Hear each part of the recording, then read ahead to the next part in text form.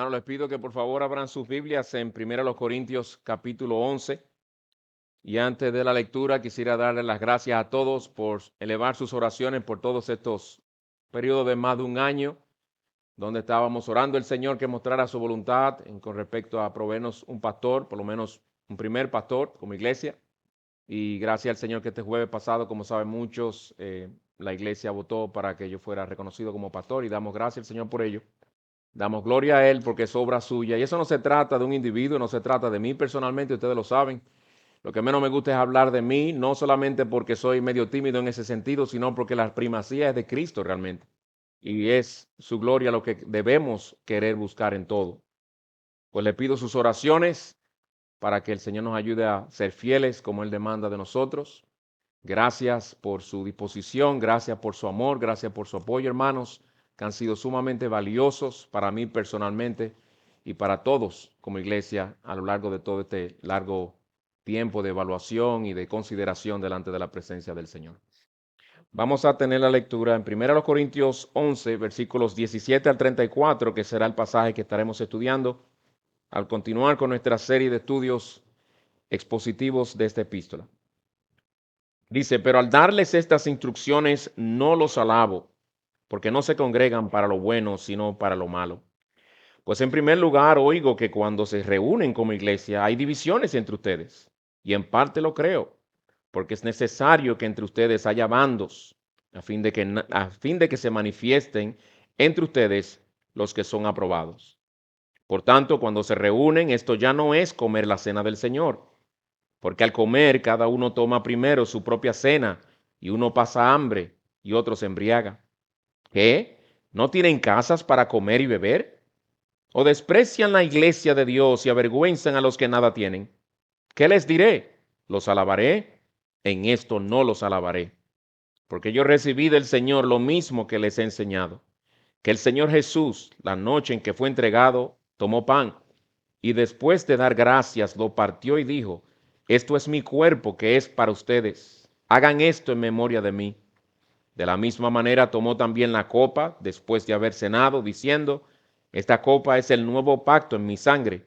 Hagan esto cuantas veces lo beban en memoria de mí, porque todas las veces que coman este pan y beban esta copa, proclaman la muerte del Señor hasta que Él venga.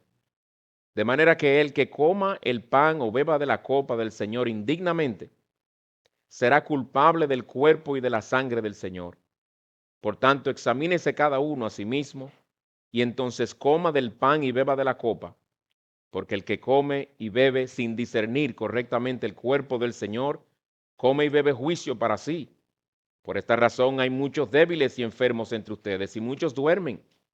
Pero si nos juzgáramos a nosotros mismos, no seríamos juzgados. Pero cuando somos juzgados, el Señor nos disciplina para que no seamos condenados con el mundo. Así que, hermanos míos, cuando se reúnan para comer, espérense unos a otros. Si alguien tiene hambre, come en su casa, para que no se reúnan para juicio. Los demás asuntos los arreglaré cuando vaya. Vamos a orar. Señor, de nuevo venimos delante de ti en nuestra insuficiencia, porque tú nos declaras que es así, Señor.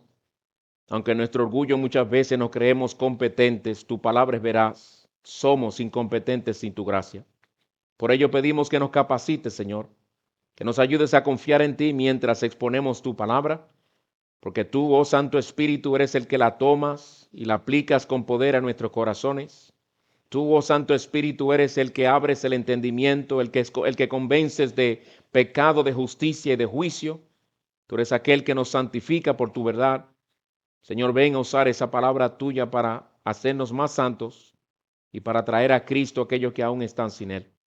Te lo pedimos en su nombre. Amén.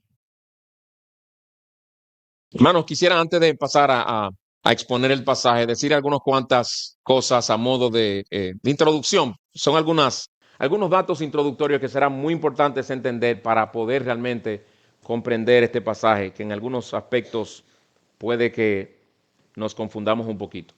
Tengamos en cuenta lo que ya yo había dicho hace un tiempo atrás, que los capítulos 11 al 14 de esta primera epístola de Pablo a los Corintios En ellos vemos realmente instrucciones sobre cómo llevar a cabo el culto en una manera agradable al Señor.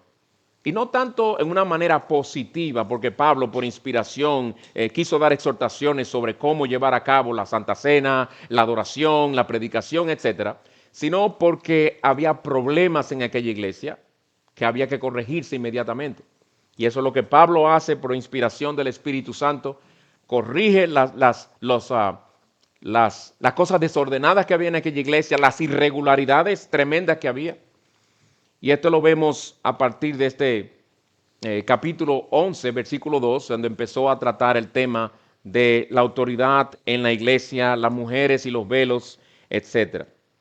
Nuestro texto, que va del versículo 17 al 34 del capítulo 11, se le considera la primera mención en todo el Nuevo Testamento de la Santa Cena. Y tú dirás, ¿cómo la primera mención? La primera mención que se hace de la Santa Cena es en los 4 evangelios. Cronológicamente, a los Corintios fue escrito primero que los 4 evangelios. El primer evangelio, el evangelio de Marcos, fue más o menos escrito entre el 66 y el 70 después de Cristo. Lucas y Mateo fue escrito más o menos entre el 80 y el 90, y el evangelio de Juan, el último, fue escrito entre el 90 y el 110. Esta epístola fue escrita más o menos en el 54. Por lo tanto, lo que Pablo dice aquí, ninguno de estos hermanos jamás lo habían leído en los evangelios, porque los evangelios todavía no se habían escrito. Él ya les había instruido a ellos sobre ello, sobre este tema de la Santa Cena, como verán, pero es la primera mención en todo el Nuevo Testamento de este tema. También es importante entender, hermanos, que en la cultura greco-romana se acostumbraban a celebrar lo que se llamaban los éranos. Los éranos eran unas cenas sociales, unas cenas comunitarias donde las personas se reunían, como hacemos aquí al principio de cada mes y muchas iglesias también, donde todo el mundo trae algo y así comparte con los demás. Para nosotros un almuerzo, pero para ellos, que era la comida principal y más importante, era la cena, donde todo el mundo traía y compartía unos con otros. Los cristianos redimieron esta costumbre o adoptaron esta costumbre, la cristianizaron y le llamaron de ahí en adelante los ágapes, los muy conocidos ágapes. Judas, versículo 17, por ejemplo, hace mención de los ágapes. Eran reuniones donde los hermanos comían, partían el pan. En el libro de los Hechos lo vemos haciéndolo a diario, teniendo comunión unos con otros y manteniéndose en las enseñanzas de los apóstoles. Pero hermanos, lo que leemos en este pasaje, en nuestro texto, la cena del Señor se celebraba como parte de uno de esos ágapes en la iglesia. Recuerden que de hecho el Señor instituyó esta cena al celebrar la Pascua judía, al concluir la Pascua judía. Y se cree que estos hermanos en el primer siglo de la iglesia también celebraban la cena del Señor. Puede ser que cada domingo, puede ser que cada mes, pero lo celebraban también como parte de esa cena de amor llamada ágape que tenían como iglesia local. Pero había algo distintivo en la cultura griega que de seguro estaba infectando a los corintios. Y era que la gente tendía a cenar, cuando hacían estas cenas, tendía a cenar con personas de su mismo estrato social. Los riquitos cenaban con los riquitos, los pobres cenaban con los pobres. Los de la alta sociedad juntos, los esclavos juntos. Los cultos por un lado, los incultos por el otro.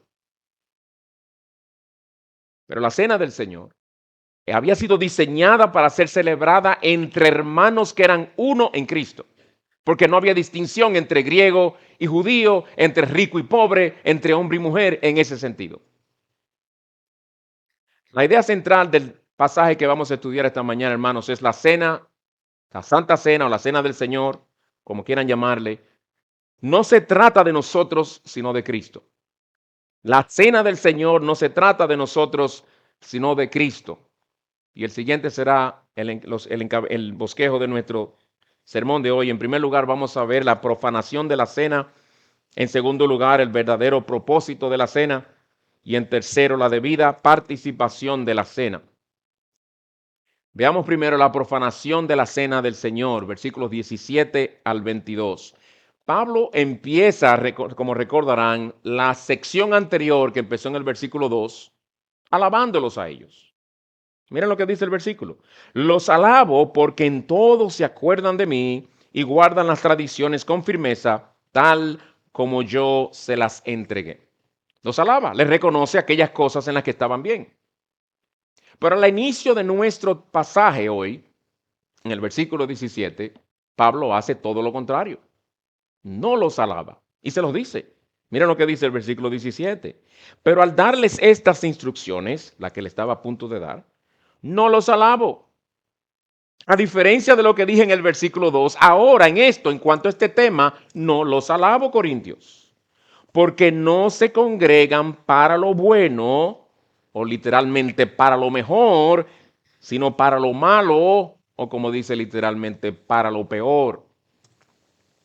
Ellos estaban actuando mal, no en sus casas necesariamente, no es de eso que habla, no en sus trabajos, aunque pudo haber sido. Estaban actuando mal cuando se reunían, dice Pablo. Se congregan, no se congregan para lo bueno, como debía ser. Ahora, ¿qué era lo mal que estaban haciendo? ¿Qué era aquello que era tan malo que Pablo no podía ni alabarles y tiene que decírselo en la misma cara? Versículo 18. Pues en primer lugar, oigo que cuando se reúnen como iglesia, hay divisiones entre ustedes. Y en parte lo creo. Antes de seguir adelante, es curioso que Pablo dice en parte lo creo, lo cual muestra el espíritu caritativo del apóstol. Recuerden que él había recibido estos informes de personas de la casa de Cloé, como él dice. Pudo haber sido una iglesia local que se reunía en casa de una tal Cloé, no sabemos, pero el hecho es que él había recibido informes de las divisiones que menciona en el capítulo 1, versículo 10 en adelante, y muchas otras cosas más. También recibió informes. Se le dijo a Pablo, Pablo, esta gente está dividida cuando se reúne a celebrar la cena del Señor. Pero él dice en parte lo creo. ¿No será que Pablo les está diciendo, lo he escuchado, pero yo no he escuchado el lado de ustedes todavía? Pero miren, me inclino a creerlo porque ya he escuchado de demasiadas divisiones entre ustedes. Pero siendo un apóstol del Señor Jesucristo, miren cuán cuidadoso es al emitir un juicio, que dice que en parte lo creo. ¿Pero qué es lo que en parte él cree? Bueno, lo acabamos de leer en el versículo 18, que hay divisiones entre ustedes cuando se reúnen. Divisiones, ¿qué clase de divisiones? No divisiones doctrinales. El problema de los corintios, fíjense que aún en el capítulo 1, versículo 10, tendemos a hablar de la importancia, y lo he dicho antes, claro que es importante, debemos tener una misma mente, un mismo sentir doctrinal. Es esencial para la unidad de una iglesia. Pero el énfasis de la unidad que vemos en el Nuevo Testamento, el énfasis que se da de la unidad y lo que tiene que ver con la división, generalmente hablando en el Nuevo Testamento, no son por asuntos doctrinales, son por problemas de conducta, son por problemas de mal uso de la lengua. Y en este caso son por problemas sociales. Y ese era el problema de división del que Pablo está hablando aquí. Cuando se reúnen como iglesia, hay divisiones entre ustedes. Eran divisiones internas. Típicamente cuando las personas hablan del tema de la división, pastores, predicadores, hablan del tema de la división, se inculca la idea a los oyentes de que la división es cuando un grupo se va. Cíteme un solo versículo en la Biblia donde un grupo se fue de una iglesia local. Y a eso se le llamó división. No. La división es cuando están todos reunidos, como dice aquí, todos son todavía parte de la misma iglesia y están uno para un lado y otro para el otro. Unos son de Apolo, otros son de Cefas, otros son de Pablo, dentro de la misma iglesia. Y aquí vemos lo mismo, hermanos, que cuando se reúnen, no cuando están por allá y se fueron algunos, no. Cuando se reúnen, están divididos mientras están reunidos, cuando debería ser lo contrario. Eran divisiones sociales las que había entre ellos. Era muy común en aquel entorno cultural que los ricos no comieran con los pobres, que los judíos no comieran con los griegos. Y la Santa Cena, aunque principalmente su propósito es recordar al Señor Jesucristo, era también una oportunidad para dar testimonio de que Cristo nos ha hecho uno en Él. Pero esa gloriosa oportunidad había sido neutralizada por la división en aquella iglesia. Lo que estaba diciendo, que en aquella cultura era muy común que los ricos no comieran con los pobres, que los judíos no comieran con los griegos. Pero la Santa Cena, aunque su propósito principal es hacer memoria del Señor Jesucristo, también era tremenda oportunidad en ese contexto cultural tan egocéntrico de mostrar que Cristo nos había salvado y nos había hecho uno a nosotros. Pero ellos, por su conducta, habían neutralizado esa gloriosa oportunidad que Cristo les daba por medio de esa celebración de la Cena del Señor.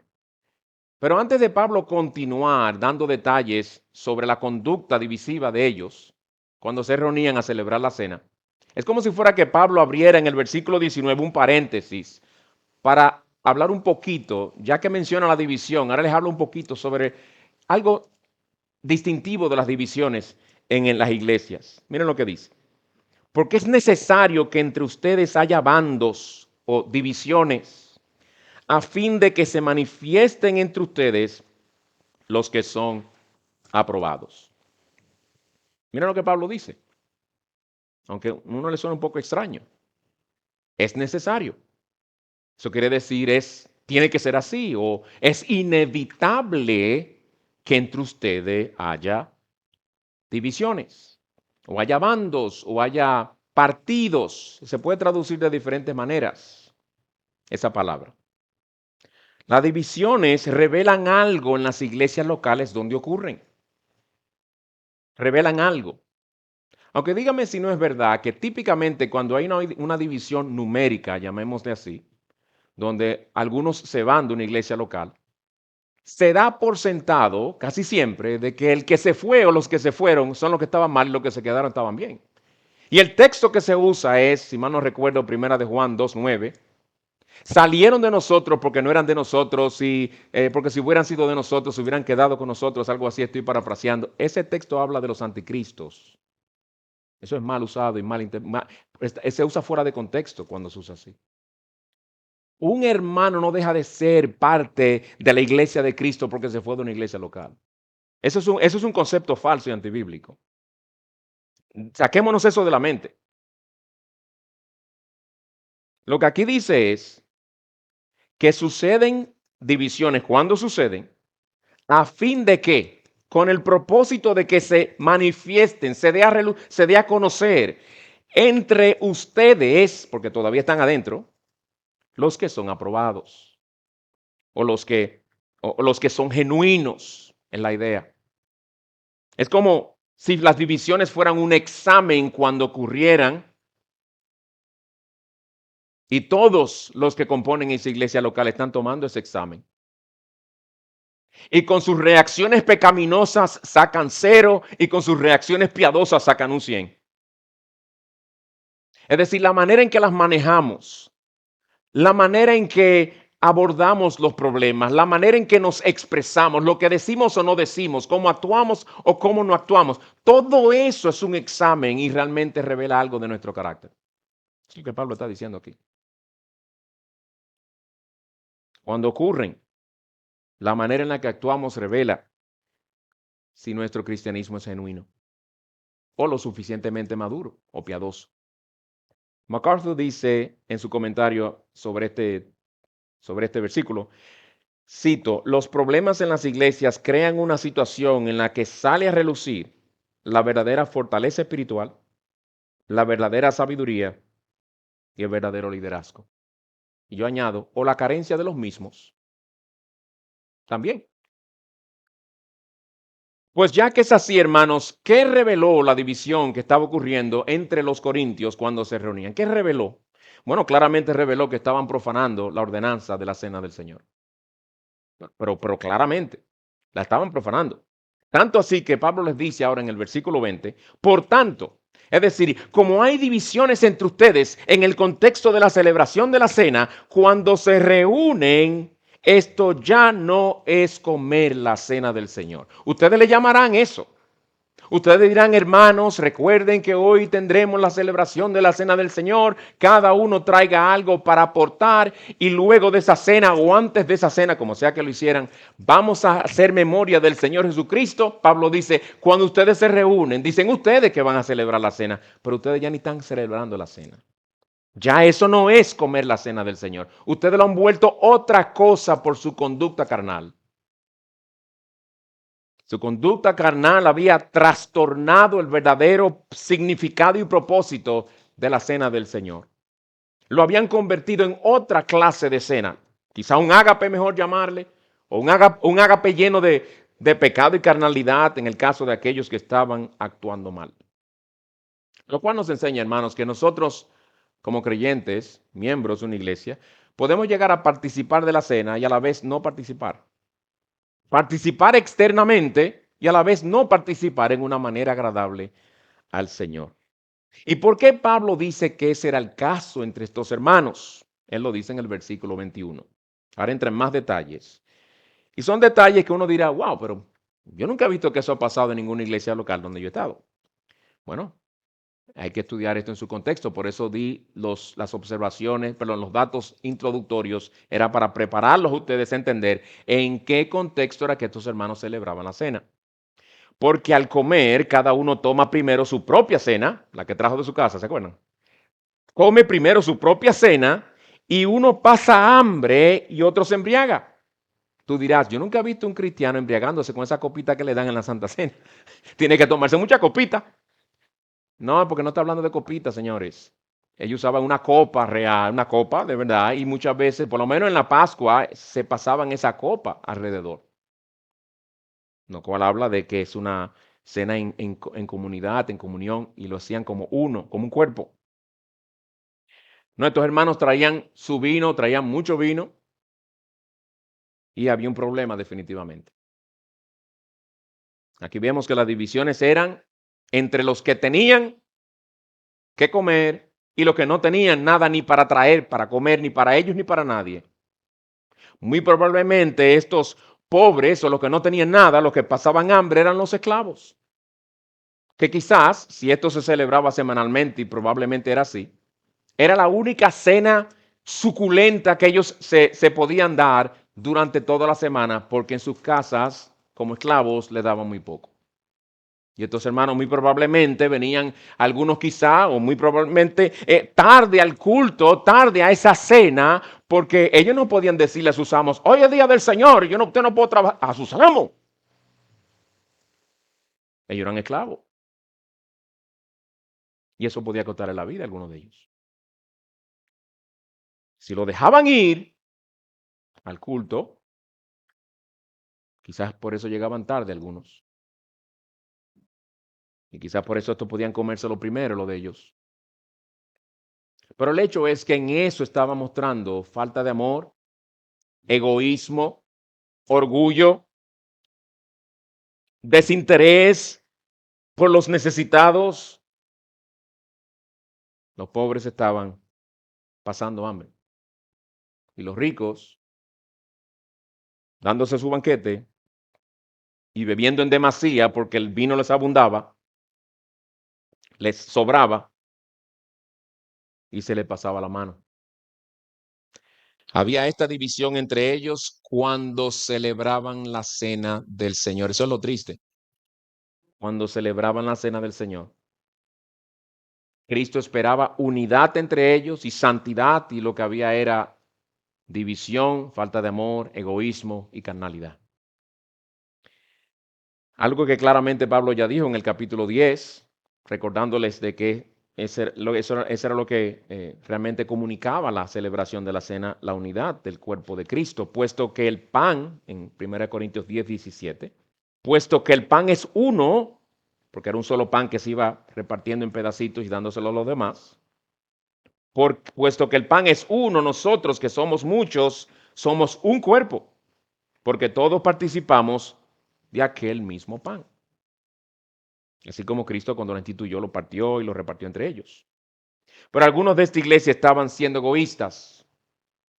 Y algunas palabras del mismo versículo 21 que acabamos de ver revelan lo que había en el corazón de estos hermanos. Dice cada uno, mentalidad individualista. Dice primero, come primero, egoístas, pensando solamente en ellos. Su propia cena, no, esta es la mía la que yo traje. Esta es mi langosta. Por cierto, la langosta en los años, una vez fuimos a una gira con los niños hace muchos años, en los años 1700 y pico, cuando los colonizadores vinieron, le llamaban cucarachas del mar. Se la daban a los presos las langostas. Miren cómo ha cambiado las cosas. Yo no sé lo que representaba para ese entonces, pero sí estuve leyendo de que era común para los griegos comer pan con vino en la mañana, pan con vino, comían algo por la calle muchas veces, algo rápido en el mediodía, pero la cena era lo más suculento y lo más importante para ellos. Es decir, que en este momento de tanta importancia para ellos y encima de eso, celebrando la cena del Señor, estas personas estaban actuando pensando solamente en ellos. ¿Y cuál era el resultado de sus acciones? Uno pasa hambre, el que no tenía nada. Otro se embriaga, el que trajo vino de sobra y no ejerció dominio propio. Estaban comiendo y bebiendo carnalmente y así profanaban la cena del Señor.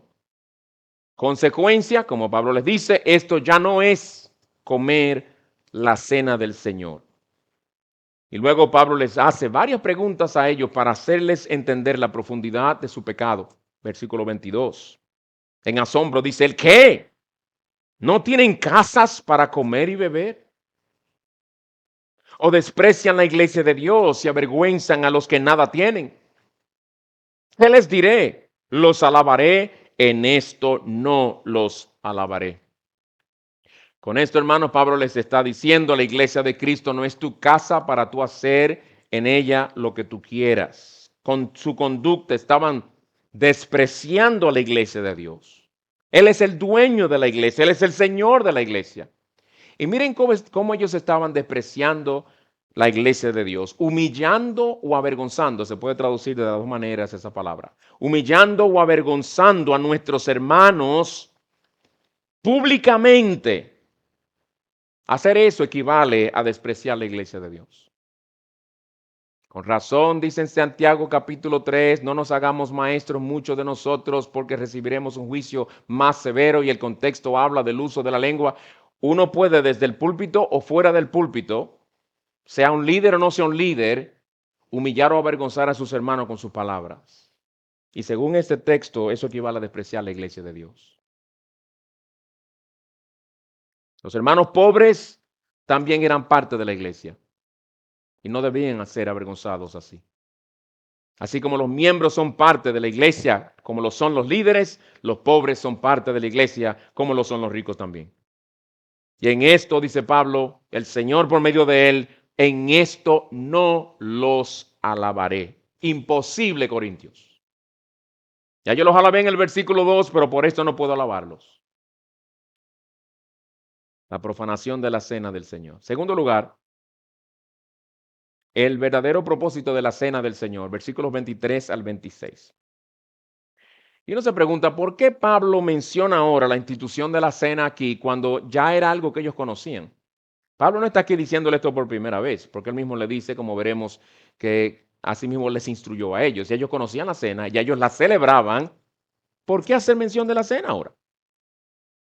¿Para simplemente gastar tinta?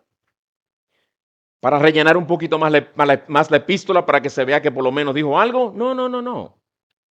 No.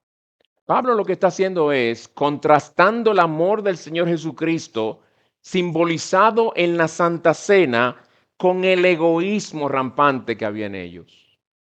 Y era usando esta institución de la cena como un medio cristocéntrico para llevar a aquellos hermanos a ver lo mal que estaban y lo mucho que necesitaban crecer. Es un argumento que Pablo está usando aquí.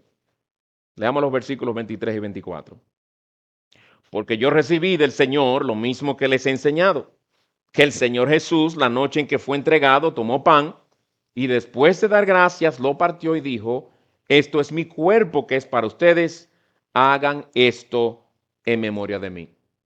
Él les recuerda que él lo recibió, no fue invención propia, lo recibió del Señor, el Señor se lo reveló directamente, él no lo leyó en los evangelios, recuerden, no se habían escrito los evangelios. Lo mismo que les he enseñado, y ellos sabían. sobre la Santa Cena y cómo debía celebrarse. Dice que el Señor tomó pan y dijo, esto es mi cuerpo que es para ustedes. Él no entregó su cuerpo para sí mismo, para ustedes. En otras palabras, ustedes ven, Corintios, cómo ustedes están actuando. Cristo se entregó para ustedes y ustedes están pensando en ustedes. Cada uno come su propio pan primero, su propia comida primero.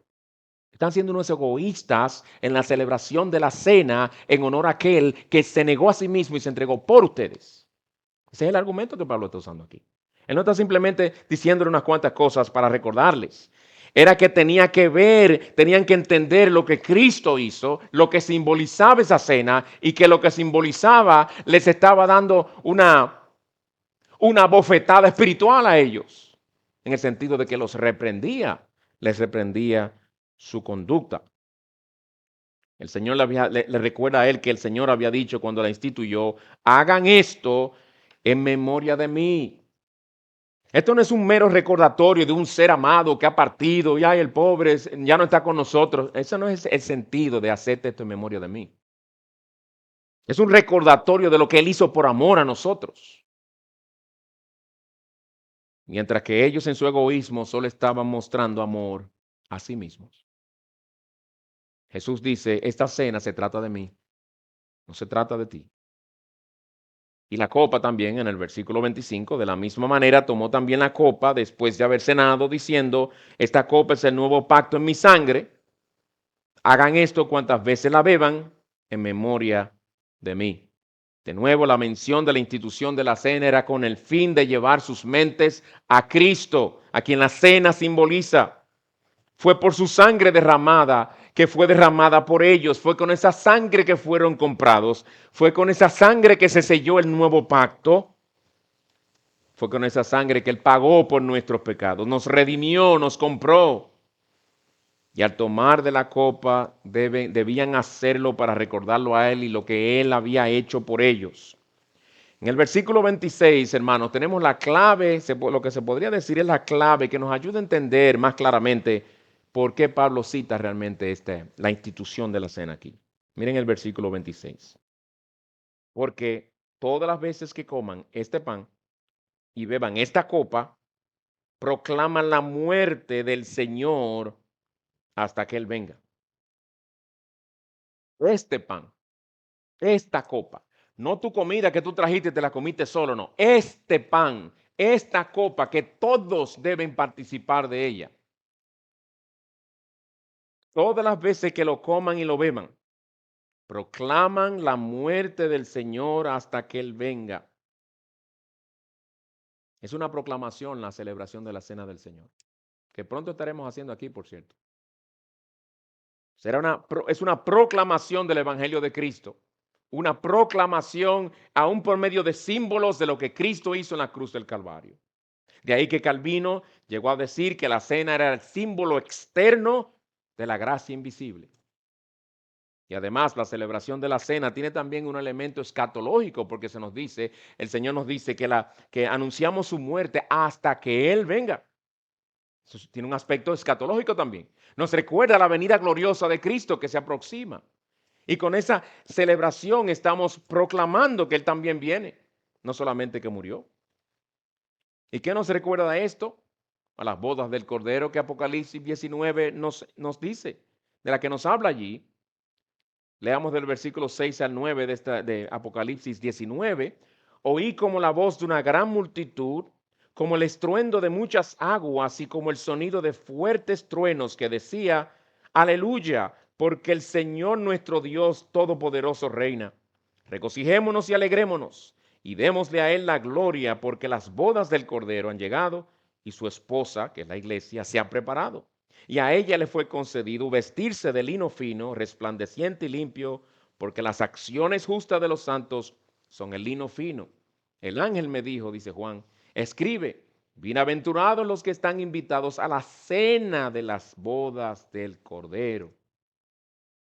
Cena del Señor también nos recuerda de eso que viene y se acerca y hoy está más cerca que ayer. La Santa Cena se trata de Cristo, su obra en la cruz y su gloriosa venida. Y a la vez es un preámbulo de la cena de las bodas del Cordero en los cielos. Hemos visto la profanación de la cena, en segundo lugar, el verdadero propósito de la cena. Por último, veamos la debida participación de la cena, que se aplica a ellos, también se aplica a nosotros. Pablo concluye esta sección diciéndoles a ellos varias cosas a modo de advertencia y de remedio para corregir el problema que había allí. Y empieza con una advertencia solemne en el versículo 27, cuando les dice esto. De manera que el que coma el pan y beba la copa del Señor indignamente será culpable del cuerpo y de la sangre del Señor. Con razón tenía que decirle eso a ellos, porque era precisamente lo que estaban haciendo. Comiendo y bebiendo, comiendo del pan y bebiendo de la copa, celebrando la cena del Señor indignamente. Estaban pecando gravemente contra el Señor. Cabe preguntarnos qué significa comer de la cena, participar de la Santa Cena indignamente, ¿verdad? Muy importante preguntarnos, porque muchos cristianos que muchas veces eh, no participan de la cena, pudiendo hacerlo por un mal entendimiento de lo que esto significa. Bueno, debo decir en primer lugar lo que no es. Comer indignamente la cena del Señor no es comerla sintiéndonos indignos, porque nuestra indignidad no es un asunto de sentimiento. Nuestra indignidad es siempre, siempre somos indignos. Si tú vas a esperar sentirte digno para tomar la cena, nunca vengas entonces, porque nunca vas a ser digno, hermano. Nunca seremos dignos. Tampoco comer indignamente la cena del Señor quiere decir que no debo tomarla si hace 2 días pequé y pedí perdón, pero me siento todavía medio triste por lo que hice. No, eso no es comer indignamente la cena del Señor. Para algo tú pediste perdón y el Señor fielmente cumplió su promesa y te perdonó tu pecado. Tú puedes en ese caso participar de la cena del Señor y no estarías haciéndolo indignamente. La palabra que se traduce indignamente quiere decir hacer algo que no cuadra con la naturaleza de lo que se hace. Hacer algo que va en contra de la naturaleza de lo que realmente se está haciendo. Le voy a dar 2 ejemplos del uso de esa palabra, pero en su sentido positivo. Por ejemplo, en Efesios 4:1, muy conocido pasaje, dice, yo pues, prisionero del Señor, les ruego que ustedes vivan de una manera digna de la vocación con que han sido llamados. Es digno, la manera de nuestra conducta debe ser digna de esa vocación, digna de lo que somos. Somos cristianos. Hemos sido llamados a Cristo, hemos sido llamados a ser santos. Todo lo que eso implica, nuestra vida debe encajar con esa vocación nuestra, no lo contrario. Filipenses 1:27 dice, solamente compórtense de una manera digna del Evangelio de Cristo. Una manera que cuadre, encaje con el Evangelio, que es poder de Dios para salvación, no lo contrario. Permítame decirle lo que William Barclay dice en su comentario y explica en su comentario de lo que es comer la cena, la Santa Cena indignamente, que creo que él realmente capta la idea de lo que esto significa. Miren, dice él así, lo describe de esta manera. Comer y beber de forma indigna es no tener un sentido de la grandeza de lo que se está haciendo y hacerlo cuando no se está en armonía con el hermano por quien Cristo murió. Es muy importante eso que él dice al final, porque eso encaja claramente con el contexto de Pablo aquí, en esta epístola. Porque ese es el problema que él está tratando. Ustedes no están en armonía con su hermano.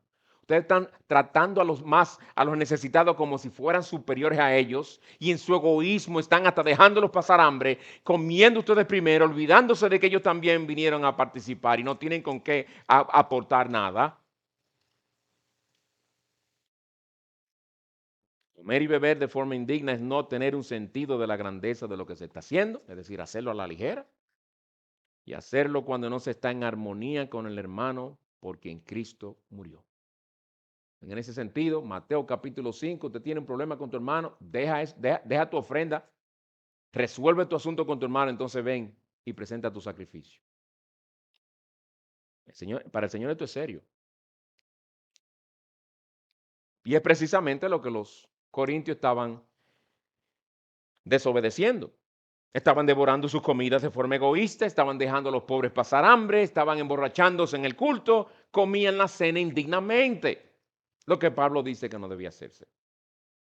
Y Pablo dice que el que el participe de ella indignamente, oigan bien, será culpable, y eso se aplica a ti y a mí, creyente, miembro de una iglesia, será culpable del cuerpo y de la sangre de Cristo. ¿Qué acusación más grande podría hacérsela a un ser humano que hacérsele parte de ese motín que gritó, crucifícalo? Eso es serio. Bueno, asegurémonos de no participar de la cena indignamente. Esto es algo que debería infundir temor en nuestros corazones. De ahí la gran importancia de su exhortación en el versículo 28. Miren aquí cómo él ahora hace un equilibrio. Por tanto, como es así, como debemos ser tan cuidadosos, ya que si comemos indignamente podría culpársenos de la muerte del Señor Jesucristo. Por tanto, examínese cada uno a sí mismo. Miren ahora. Y entonces coma del pan y beba de la copa, que es lo que el Señor quiere. El Señor no quiere que tú te restringas, mi hermano. El Señor no quiere que tú dejes de participar. Él lo que quiere que tú participes en una manera digna de la gloriosa ordenanza que es la Santa Cena. Una manera digna del Salvador, del que se hace memoria, pero no que dejes de participar. Examínense cada uno. Es decir, no podemos participar de esta cena a la ligera. Antes de participar, debemos examinar nuestras intenciones y debemos examinar nuestra conducta. Las dos. El qué hacemos y el por qué lo hacemos. Las dos cosas. El creyente se preocupa por las dos porque al Señor le da importancia a las dos cosas. No buscando perfección. No es para eso que nos examinamos, sino que examinamos nuestros pensamientos, actitudes y acciones pecaminosas no confesadas. Hay que examinarse por si acaso hay algo. Ay, ¿verdad que hace 2 días yo reaccioné carnalmente hacia mi esposa, la herí, ni le pedí perdón a ella ni al Señor? Examínate, que pueden que encuentre mucha basura ahí adentro, no confesada. O quizás examinarnos para encontrar algún patrón de conducta pecaminosa sin tratar ni resolver por el que sí deberíamos abstenernos en ese momento. De hecho, el que se nos mande examinarnos, aunque no se menciona, díganme ustedes si no están de acuerdo conmigo, da por sentado que si tú te examinas y encuentras algo malo, lo vas a confesar. No lo tienes ni que mencionar. ¿Para qué te vas a examinar? ¿Para siempre salir sintiéndote bien? No, no, muchas veces, y yo creo que generalmente ese autoexamen, por eso no nos gusta mucho, nos lleva a encontrar cosas no muy agradables si es que en verdad nos examinamos a nosotros mismos a la luz del espejo de la palabra de Dios. Porque si yo me examino a mí mismo en comparación con Javier Cruz, que si yo leo más que él sale ganando. Yo voy a salir como un ignorante. Pero si lo comparo con otra cosa en la que quizás el Señor me ha dado más oportunidad de adquirir o más experiencia en algo, yo me voy a sentir más orgulloso. Esa es la luz de la palabra de Dios, que debemos examinarnos para confesar el pecado que encontremos, para obtener el perdón que el Señor promete y entonces poder participar de la cena. Recuerden, examínense, dice el texto, entonces coma y beba. No dejes de comer, mi hermano, porque en Cristo hay perdón. ¿Y cuál es la razón de esta exhortación? Versículo 29. Porque el que come y bebe sin discernir, otra advertencia, porque el que come y bebe sin discernir correctamente el cuerpo del Señor, come y bebe juicio para sí. Esta expresión discernir correctamente, hermanos, admitido por los comentaristas y gente que tiene más caco y estudio que un servidor, reconocen que es muy incierta el significado realmente verdadero de lo que ahí dice. Pero algunos dicen, por lo menos esta es la explicación que he encontrado que más encaja con el contexto inmediato y también con lo que encontramos en las Escrituras, podría ser, eso de discernir correctamente, podría significar estimar o valorar debidamente el sacrificio de Cristo. realmente entender profundamente la grandeza de lo que ocurrió en el Gólgota. Lo que implicó el que el Hijo de Dios hiciera hombre y tomara nuestro lugar en la cruz del Calvario. Lo contrario a tener en poco el sacrificio de Cristo, tratarlo como algo insignificante, porque eso sería celebrar la cena con liviandad. Y eso sería no discernir realmente, verdaderamente el cuerpo o la humanidad perfecta o el sacrificio de Cristo, todo lo que implique y encierra esa palabra cuerpo ahí. ¿Por qué es importante eso que Pablo dice en el versículo 29 y todo lo que ha venido diciendo? Porque el no hacerlo tiene graves consecuencias, versículo 30. Por esta razón, es decir, porque algunos comen con liviandad la cena y guardando pecado en sus corazones contra sus hermanos, ¿verdad? Por esa razón hay muchos débiles y enfermos entre ustedes y muchos duermen.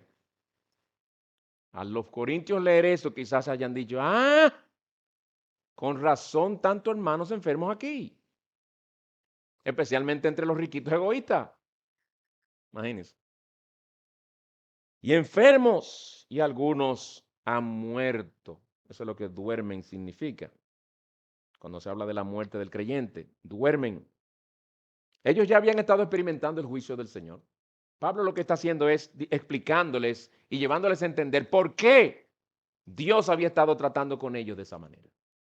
Ahora entienden, Corintios. Esa es la razón por la que Plutarco no sale de una, siempre vive en el médico. Y Aristóteles, ustedes se imaginan.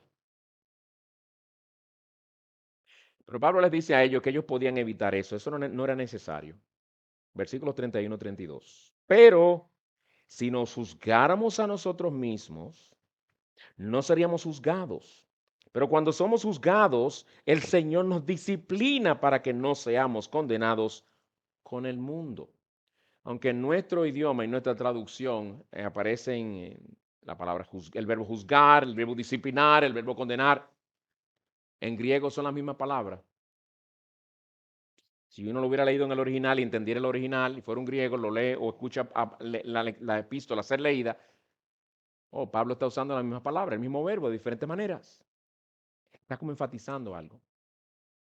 Pablo les está diciendo a ellos, miren, hermanos corintios, si ustedes se llaman a cuenta a sí mismos y condenan sus propias acciones pecaminosas, por eso dice, si nos juzgamos a nosotros mismos, si ustedes se condenan a sí mismos, si condenan su avaricia, si condenan su egoísmo, si condenan su frivolidad, si condenan la manera indigna en la que han estado celebrando la cena del Señor, buscan su perdón y a la luz de ello enmiendan sus caminos, no serán castigados por el Señor.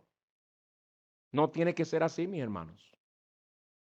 Pero si son indiferentes a lo que les digo, Dios tratará con ustedes disciplinándolos. No, Dios no matará nuestras almas, porque la salvación no se pierde, pero puede matarnos el cuerpo a modo de juicio, para bien de aquellos que nos rodean, para infundir temor en sus corazones como lo hizo en Hechos 5 con Ananías y Zafira. Y Pablo concluye con algunas exhortaciones finales, versículos 33 y 34. Así que, hermanos míos, cuando se reúnan para comer, es decir, a celebrar la cena, en el contexto de ese ágape, espérense o recíbanse, se puede traducir de ambas maneras, unos a otros. Espérense, den el apuro. Usted vino con hambre o tiende a ser medio hambriento y por eso una desesperación que el hermanito fulano no ha llegado. Dice él, si alguno tiene hambre, come en su casa, cómase una picadera en su casa, llénese un poquito. Venga, o sea, no venga con esa desesperación. No olvide que esto no se trata de tu estómago, esto tiene que ver con hacer memoria del Señor Jesucristo. Esto es demasiado glorioso. Dice él, para que no se reúnan para juicio. Los demás asuntos, los cuales no sabemos a qué se refiere él, los arreglaré cuando vaya. Puede ser abundar más sobre este tema u otros asuntos. Hermanos, es evidente que Pablo quería que ellos tuvieran una mentalidad de cuerpo, que recordaran que ellos eran una iglesia del Señor Jesucristo, que dieran muerte a su egoísmo y se esperaran unos a otros. La cena se celebra como cuerpo, no individualmente. Por eso el cristiano no celebra la cena del Señor en su apartamento. Es cuando está reunido como iglesia. Así fue que el Señor lo instituyó. Hasta les da una exhortación bien práctica. Si van a estar desesperados del hambre, vengan comido primero entonces. Porque no es a eso que ustedes vienen cuando vienen a celebrar la cena. Cristo quiere que todos como iglesia hagan memoria de Él en una manera digna, ricos y pobres, judíos y griegos, personas de cualquier nacionalidad, de cualquier etnia, cualquier estrato social, todos como un solo cuerpo delante de Él. Pues hemos visto, hermanos, en esta mañana la profanación de la cena, el verdadero propósito de la cena y la debida participación de la cena. 3 breves aplicaciones, 2 para nosotros y una para aquel que no conoce al Señor Jesucristo, que esté aquí entre nosotros. En primer lugar, hermanos, recuerda que la Santa Cena te dice, recuerda lo que la Santa Cena te dice de tu Salvador. Recuerda lo que la Santa Cena te dice de tu Salvador. Estos símbolos que usamos, del pan y que representan el cuerpo y la sangre del Señor Jesucristo, nos recuerdan de su amor infinito por nosotros. Nos recuerdan que Él entregó su vida para redimirnos, para comprarnos. Él no pagó por ti con cualquier cosa, Él pagó por ti con su propia vida. Dice la Escritura, la vida está en la sangre. La sangre que derramó el ladrón malhechor a su derecha, la sangre que derramó el malhechor a su izquierda, era sangre humana. La que él derramó es la sangre del Hijo de Dios hecho hombre. Una sangre totalmente diferente. La Biblia la llama una sangre preciosa, no como sinónimo de bella, sino de valiosa, costosísima, un valor infinito. Eso pagó él por ti. Nosotros le atribuimos valor a algo según lo que estamos dispuestos a pagar por ese algo. ¿Cuánto pagó él por tu salvación, mi hermano? ¿Cuánto pagó él para comprarte? No hay mayor precio que se pueda pagar. La cena te recuerda eso de tu Salvador, de su gran amor por ti. Te ha dado esos símbolos que te lo recuerdan, te ha dado el pan que te recuerda su cuerpo, te ha dado el vino o el fruto de la vid, como le llamamos, que te recuerda de su sangre. Él quiere que tú nunca te olvides de su amor por ti. Por eso te dio un recordatorio hasta que Él venga. Un recordatorio hasta que Él venga o tú vayas a Él, ¿verdad? Un recordatorio por toda tu vida. Recuerda lo que la Santa Cena te dice de tu Salvador. Un amor infinito, un amor incalculable. Y que por la gracia de Dios, el amor de Cristo nos constriña a amarle más a Él. En segundo lugar, recuerda lo que la Santa Cena te dice de ti y dice de mí. Te recuerda, la cena del Señor te recuerda que sigues necesitando a tu Salvador. Cristo no vino a ser tu Salvador hace tantos años cuando te convertiste y hoy simplemente es un recordatorio de lo que Él hizo una vez por ti hace muchos años. Él sigue siendo el Salvador que tú necesitas hoy. Tú lo necesitas a diario.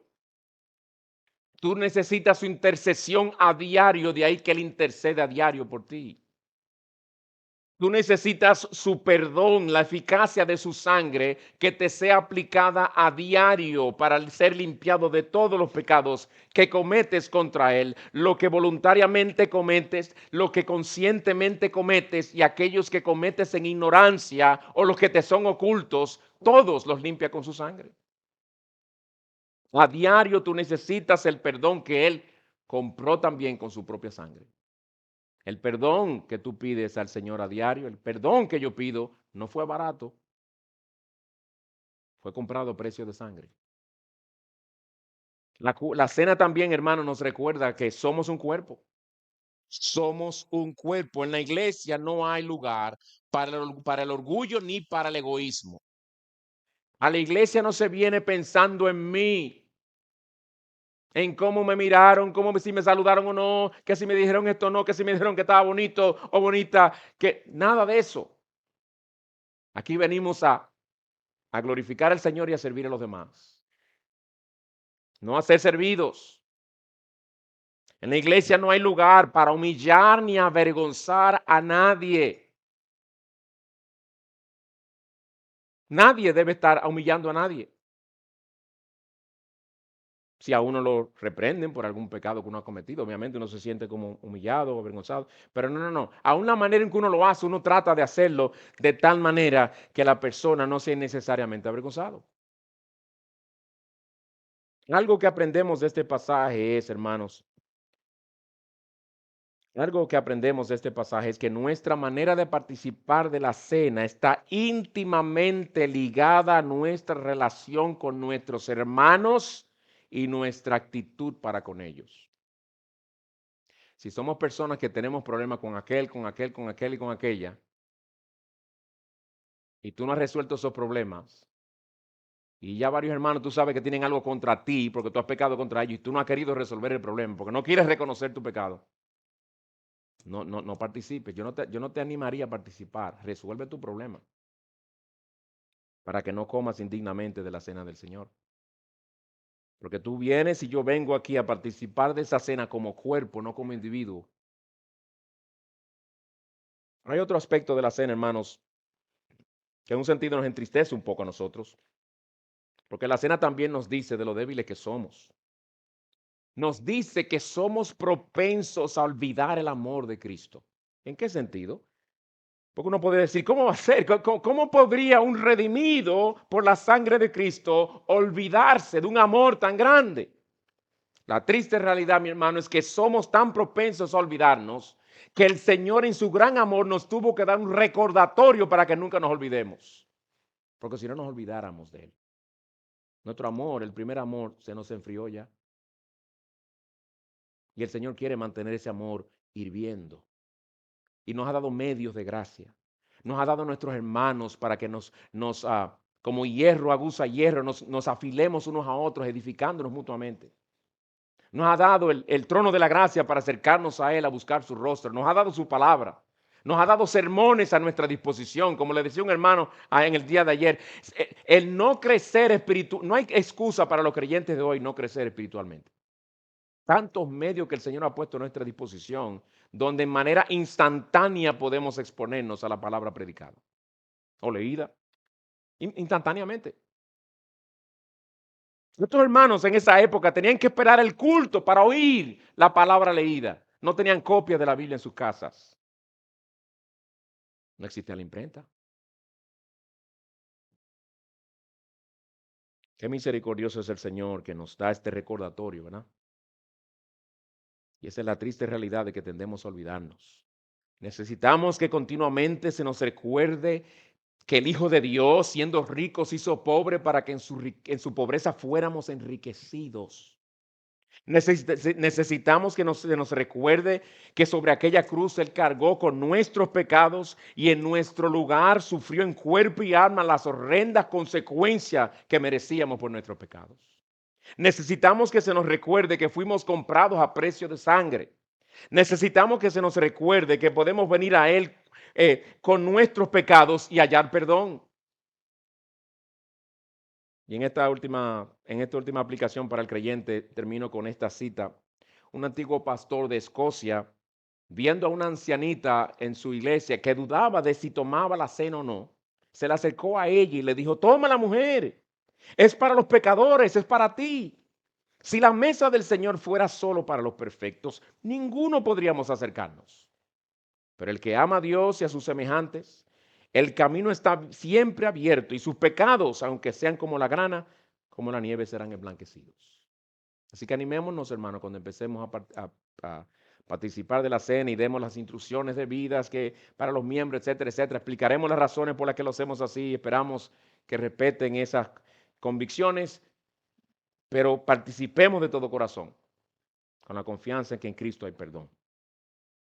Concluyo dirigiéndome a ti, amigo, diciéndote, recuerda lo que la cena del Señor te proclama a ti, porque proclama algo. Y si te acuerdas, ya lo leímos, la muerte del Señor proclaman hasta que Él venga. Cada vez que tú nos ves aquí celebrar la cena del Señor, estamos proclamando por medio de esos símbolos y aún la proclamación de la palabra que se trae ese mismo día, estamos proclamándote el mensaje de salvación.